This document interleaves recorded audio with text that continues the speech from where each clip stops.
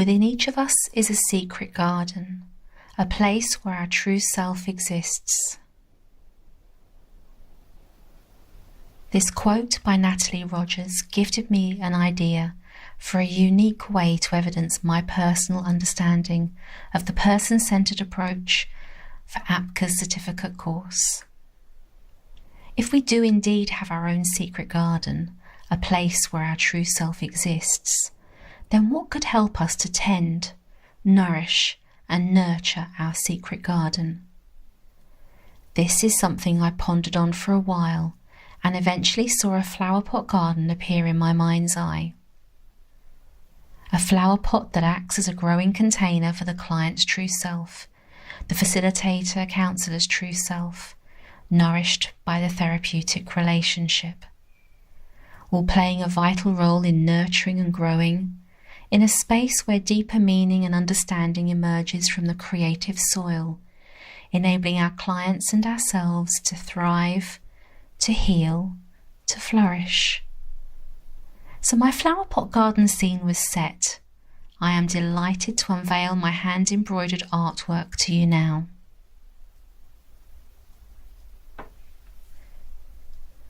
Crafted from sari fabrics from visits to India in 2007 and 2017, and repurposed fabrics kept to one side for slow stitching projects, this cushion artwork was designed to perch in pride of place on my therapy room's sofa.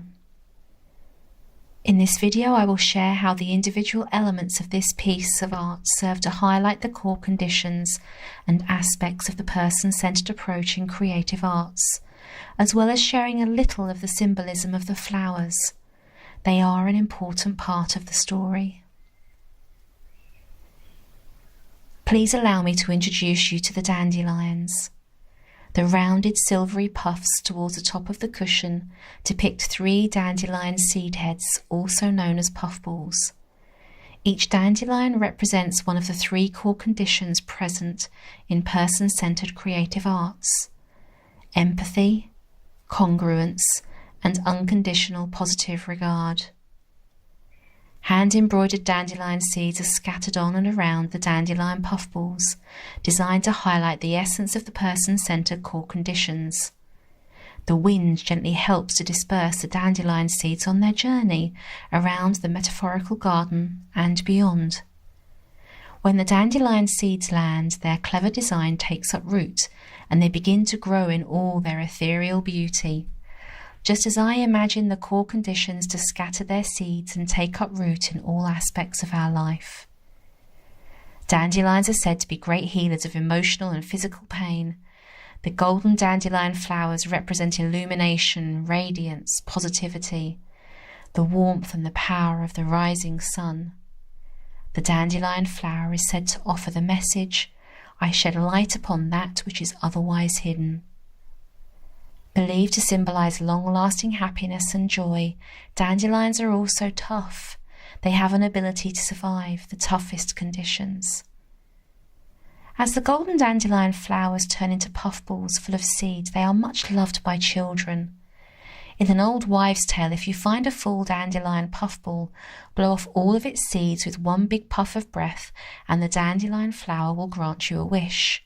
I still do this as an adult. I puff with all my might and hope that a dream will come true, even though I do the weeding and get vexed at how many dandelions keep reappearing.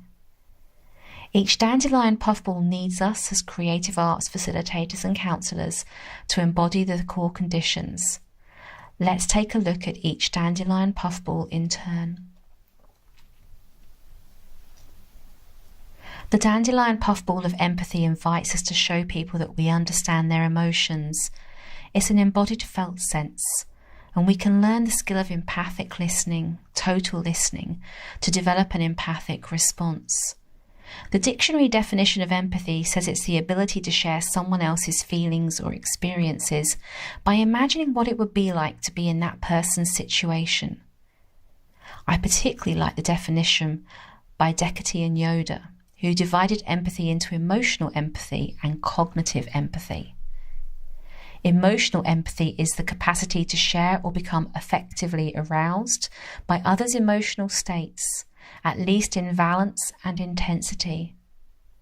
And cognitive empathy is the ability to consciously put oneself into the mind of another person to understand what she is thinking or feeling. The dandelion puffball of congruence invites us to be genuine, authentic in our dealings with people.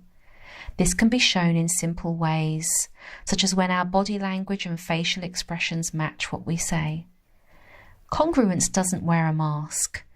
We show congruence by speaking up about things we don't understand or feel aren't quite right, rather than let them sitting, festering or simmering in the background. The dandelion puffball of unconditional positive regard invites us to show genuine acceptance, care and respect. We are all human, doing the best we can in the circumstances we find ourselves in, using the knowledge and skills that are available to us. When we show unconditional positive regard to others, they will learn, in time, that it's okay to be accepting of themselves and show themselves compassion and care.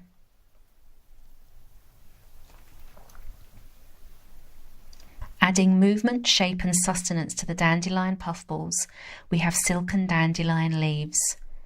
Each of the dandelion leaves are hand embroidered with a few of the qualities that we, as facilitators and counsellors, bring to the person-centred creative arts process. All of the leaves help to support the dandelion puffballs of core conditions, facilitating a real sense of depth and communication that sometimes cannot be expressed in words. Let's take a look at each of these dandelion leaves. The leaf of containing offers the art of creating a therapeutic space to contain and hold powerful emotions without acting as rescuer. The leaf of reflective offers a powerful way to enable someone to feel heard by reflecting their words back to them exactly as they have said them. In creative arts, this skill is super important. It really helps the client to see and hear themselves in a new way. The leaf of active listening offers another therapeutic art form.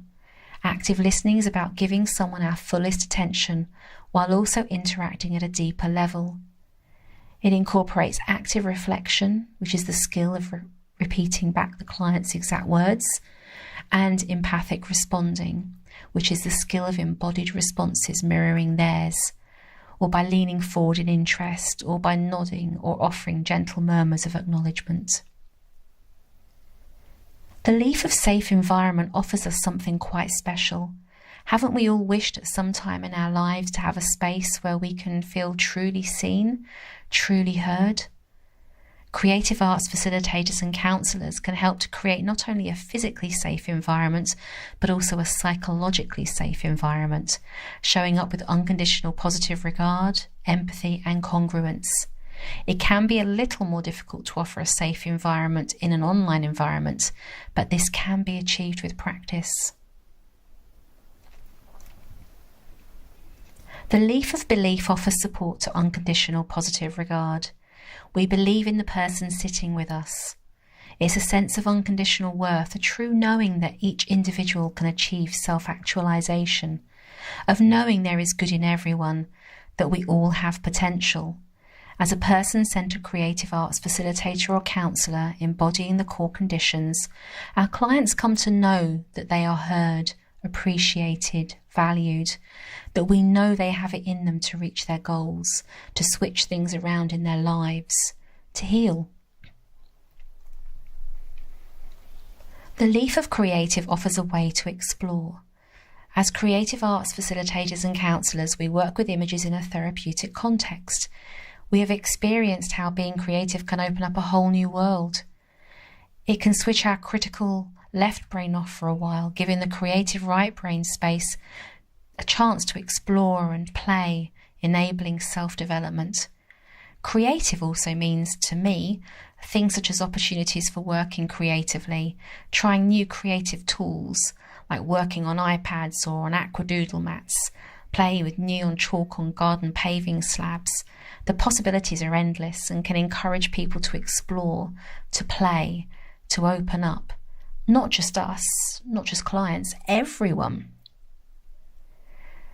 The leaf of acceptance offers support to unconditional positive regard, accepting everything that makes the person in front of them a unique human being, accepting the good, the not so good, the everything.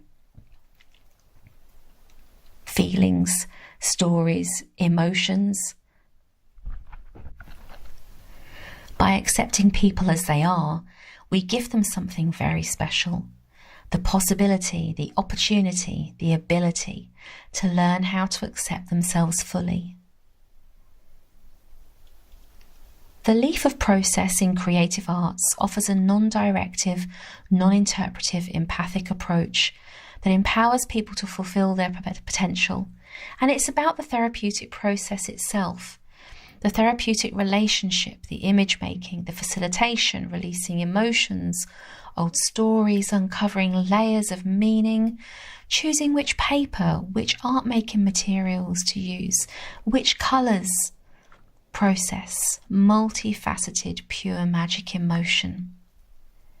Of course, there are many more dandelion leaves growing in the flower pot. They may be tiny shoots at the moment, growing alongside the therapeutic relationship, or they may be fully grown leaves that are hidden by the leaves at the front. These include leaves with qualities and techniques such as bridging, double bridging, empathic responding, focusing, non-interpretation, non-directiveness, trust, inclusivity, compassion, to name a few more, all of which go towards healing any creative wounding our clients and ourselves may have. Once people begin to experience for themselves the core conditions of the puffballs and the qualities of our dandelion leaves, the process of therapeutic change can grow, enabling a true connection to their own personal power, allowing it to flourish and bloom like the marigold flowers, facilitated by someone who is living and breathing the art of person-centeredness. As Liesl Silverstone so eloquently stated in her book, Art Therapy, The Person-Centered Way, real power is when I feel okay in myself, in touch with my own power. I can sit back and let you have yours. Please allow me to introduce you now to the marigold flowers. These marigold flowers represent the client in person-centered creative arts. The marigolds are witness to the humanistic principle that all people have an innate ability to be creative. Marigolds are the flower of creativity, appearing in various shades of orange, yellow, from a golden yellow to a dark amber. But the marigolds growing in my garden, acting as a radiant pest controller for my roses and vegetables, are a glorious, bright, sunny orange. Marigolds symbolize positive energy and strong emotions. Just like dandelions, they have a strong connection in folklore to the sun, and in some cultures it is believed marigolds have the power of resurrection. As the sun warms their petals, encouraging them to unfurl, marigolds stay blooming for up to 2 months. These sunshine-bright little flowers also symbolize beauty, warmth, and a real tenacity for success. Each marigold flower in the flower pot has hand-embroidered wording on their base petals, representing gifts that are received through the creation of image work, supported by person-centered creative arts facilitation. Let's briefly take a look at each of the marigolds that we can see peeping out of the flower pot here. The marigold flower of self-expression inspires clients to freely express their emotions, their ideas, their own personality, through art, music, or whichever creative medium they choose, all without fear of judgment.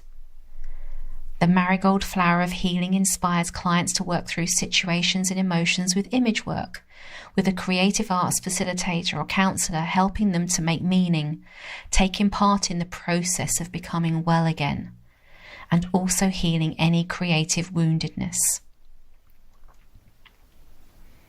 The marigold flower of self-actualization inspires clients to become truly whole and to fulfill their potential as a human being. Self-actualization is the motive to realize one's latent potential, to understand oneself and establish oneself as a whole person.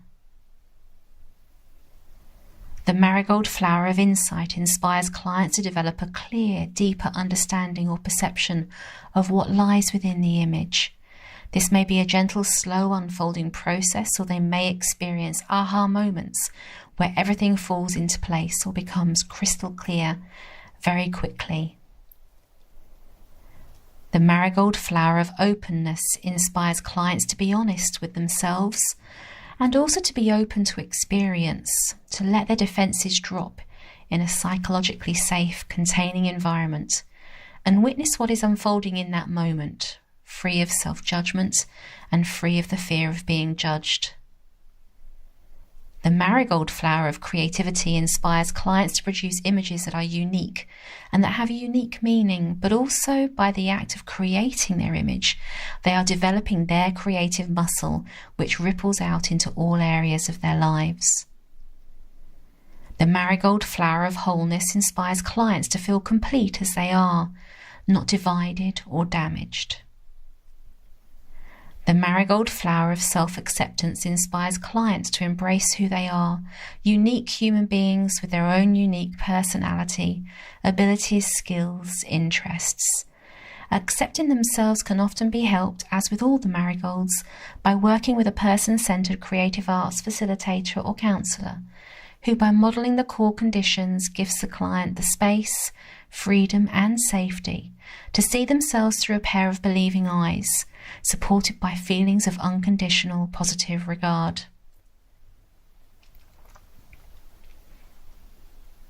The marigold flower of confidence inspires clients to be certain of their abilities or of having trust in people, plans, or the future. Many other marigolds will bud and bloom in the flower pot. These marigolds may blossom as clients begin to feel more relaxed, more spontaneous, or develop a higher degree of self-esteem. The marigolds may also inspire them to unfurl and try new creative pastimes or new things. The marigolds, the clients, may also reap the benefits of a greater integration of themselves, leading to all kinds of positive changes. Perhaps a new career or a relationship, or the confidence to take up childhood passions again with a new lease of life, fueled by the energy of golden marigolds. The possibilities are endless. In our flower pot garden, the dandelion puffballs of core conditions, empathy, congruence, unconditional regard, bob out gaily, sowing their seeds as the wind blows.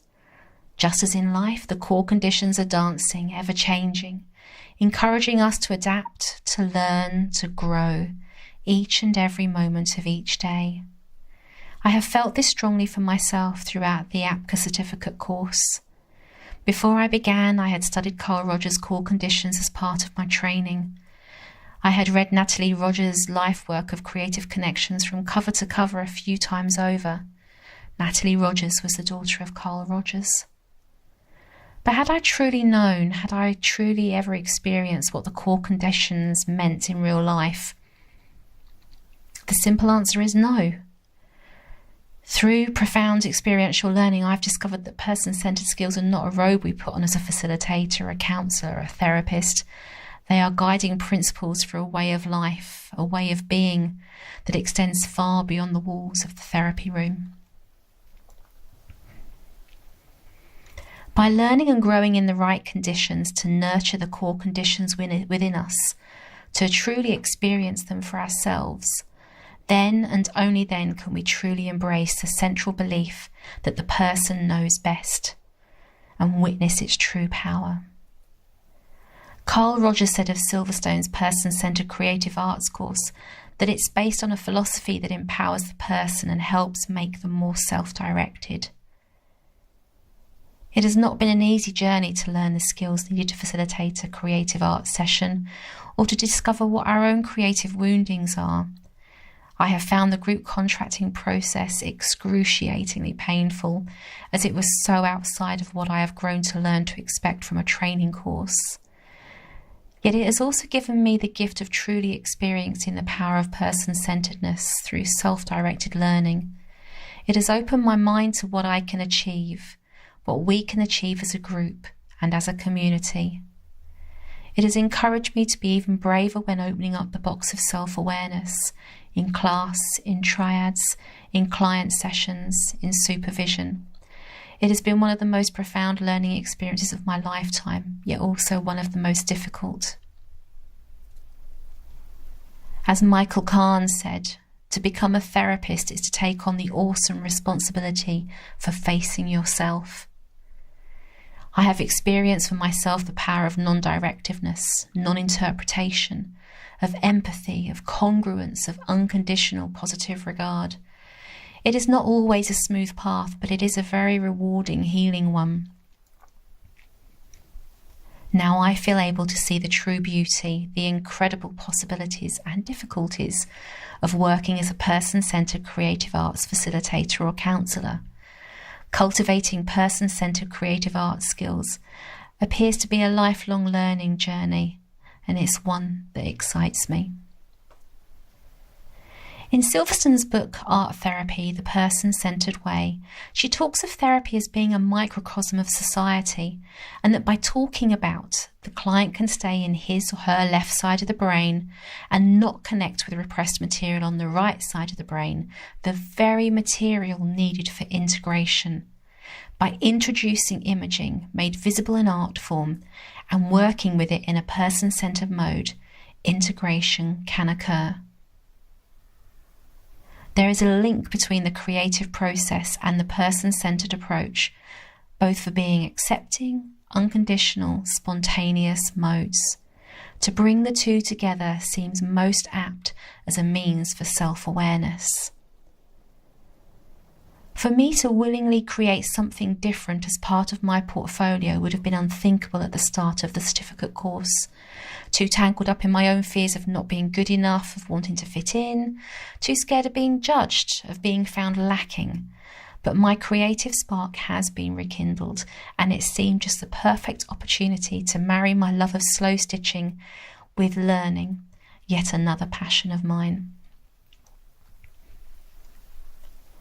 I have already witnessed for myself the tremendous shifts, healing and integration that can happen in short spaces of time when working with my own images with a creative arts facilitator in a safe, contained environment, our flower pot, our secret garden. I am delighted to know that this flower pot with its glorious dandelions and marigolds can be repotted. That the dandelions and marigolds will not only survive but will continue to bloom when planted elsewhere, nurturing a space where deeper meaning and understanding emerges, enabling us all to thrive in this creative soil. In the beginning, I mentioned that my artwork was crafted with slow stitching, also known as slow sewing.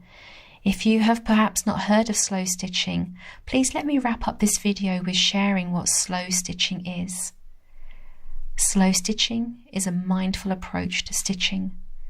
Purposeful and focused immersion while stitching or craft making is like a fascinating elixir that benefits us in physical, emotional, financial and spiritual ways. It gives us a brand new way of looking at our work and how we approach the world in general. Thank you, Slow Stitching Movement, for so eloquently summing that up. Thank you for being witness to the healing of my creative woundedness and my creative rebirthing.